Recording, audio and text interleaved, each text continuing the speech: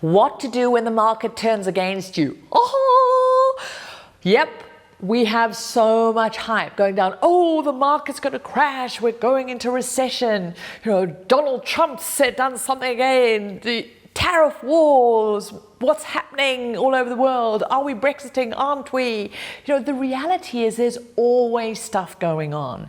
And there's always things can make the markets react, be it stock markets, property markets. And it can get quite terrifying if we allow ourselves to get caught into the hype. And the truth is there are times when the market's going up, and that's called a fantastic bull market. That's the growth, and the bull with its horns is going up and everybody's woohoo, stock market investing, so cool. And it always turns. There's always a dip, and then we go into the bear market, the big grizzly bear. And the bear market is when the markets go down. That's what happens. Markets go up, they go down, they go up, go down. But generally there's an upward trend. And so we need to know what happens when the markets turn. Firstly, we've got to realize they're not turning against us. They're just turning. A really key differential, because often people can take it really personally, as though there's some kind of attack on themselves, and we can go into fight or flight mode, which is so, so dangerous. So firstly, just know it's natural for markets to go up and down, and sometimes those up and downs are bigger dips. You have bigger turns. We can call them market crises, falls. We had in '98, we had the dot-com bubble burst. We had in 2008, the credit crisis came about. It might make you think, it all happened on the 8 years. Well, not necessarily. And so then there's intermediate little dips that can happen from war, news, and it can be, Donald Trump, or somebody decides to put, tariff wars against the Chinese, and so Chinese stocks go down, of all of your big stocks like your Alibabas and Tencent and Taiwan Semiconductors, these huge, and Alibaba, which are these huge big Chinese companies. And so you might have even seen some of your index trackers going down, and people go, oh, Anne, this is terrible, my portfolio is losing money. So here, what do we do when this happens? The very first thing is stop listening to the hype and drama. Don't get sucked into the news of, oh, the market is crashing, it's going down. We have to learn how to manage our emotions. And part of that is not putting ourselves into situations that are going to trigger our fight or flight. I'm not saying be ignorant about what is going on in the world, but manage it on your terms. Understand that the media sells on drama, on hype, on fear. That's what sells. And you don't need to get caught into that, especially these short-term little blips. So really important. Stop listening, get on, focus on things that you love, fill you up. Secondly, really, really important, if you go onto your online broker and your portfolio and you go, oh, the value has dropped down, please be careful of catastrophizing and going, oh my God, Anne, I've made a loss, these have gone down. No, you haven't. It's called a paper loss. It's unrealized. It's just that the current valuation in that moment, based on the value of the shares in the market, is at X amount. You haven't lost anything because you haven't sold.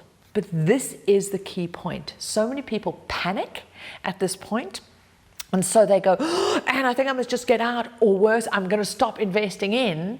And so by doing that, they actually go from a theoretical paper reduction to a real loss, because as soon as you sell, you've locked in that loss. And that is super, super dangerous.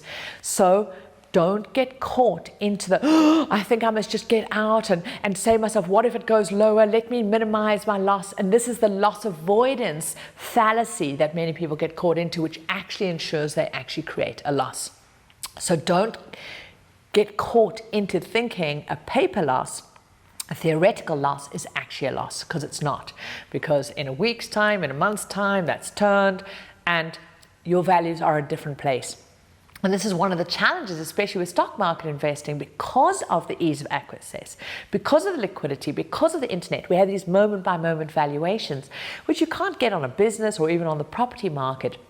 But it makes people think it's very, very scary, because they scare themselves by getting sucked into that. The third thing to remember is your whole part of your wealth plan is not dependent on one investment. Not at all. You have an ecosystem that creates your wealth. You have emergency funds. You have cash safety nets. You have your investments that are designed for growth, both income and capital value growth, for any monies that you don't need in the next 3 years and beyond. You want them just to grow. So if you're not needing to live off that money in the next month or the next couple of months, why are you getting stressed about it going down in a nanosecond here? Because that's the point. So you structure your wealth plan in this way, so it doesn't really matter. You allow your investments to go up and down. Really important. The fourth key element to remind yourself is that you stick with your strategy. That's why we put in place automated investment strategies, regular investing into this portfolio of index trackers, because this is about rhythm. It's about wax on, wax off, and that you do have a strategy. And that is so important, because by having a strategy, automating it as much as possible and sticking with it gives you the framework to work against the emotion and the fear, because those are the things we need to be afraid of. Those are the biggest risks we have, actually ourselves, our lizard brain, our emotional side doing irrational things, believing they're rational, because very seldom when it comes to money and investing are those kind of fear-induced thoughts going to serve you.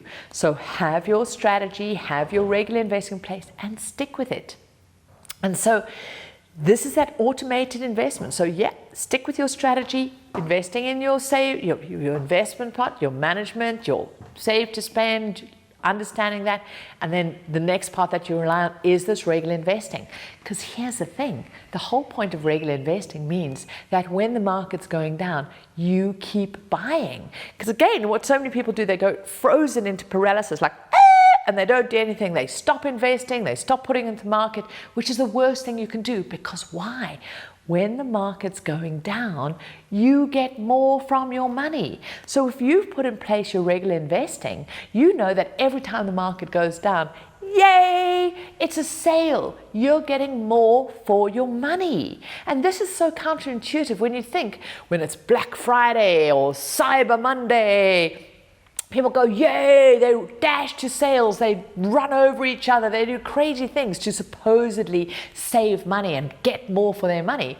But when the stock market has a sale, which is what happens in a bear market, you get more units for your money, people go, oh my God, this is so scary, and they keep away from it. But in a bull market, everybody runs in. So it's this crazy psychology. It's as though people want to pay more for their investments instead of celebrating when it's going down. So with your regular investment in place, you know that you're benefiting from the sale because you're buying regularly anytime. And really celebrate that there is a sale, because you know you've got other plans for your short-term cash needs, so you're not at risk.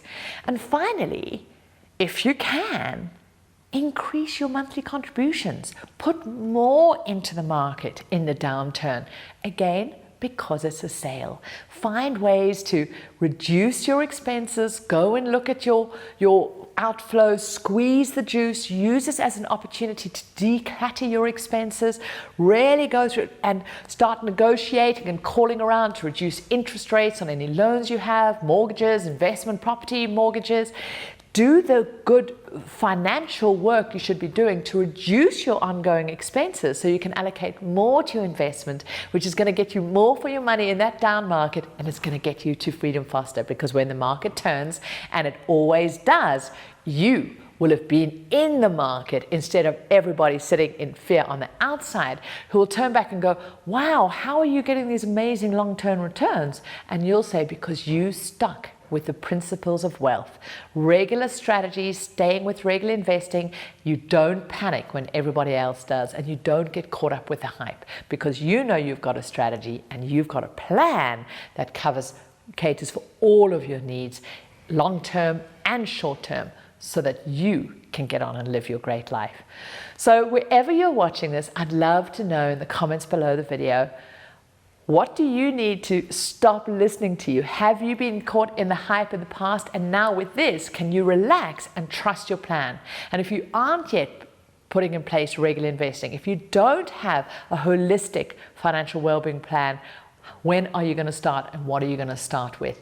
So I'm Ann Wilson, and remember, money is meant to serve and support you, not enslave you. So learn how to master it so that you can get off and live your juiciest life, because that's the point after all, is being able to live life with money supporting and serving you.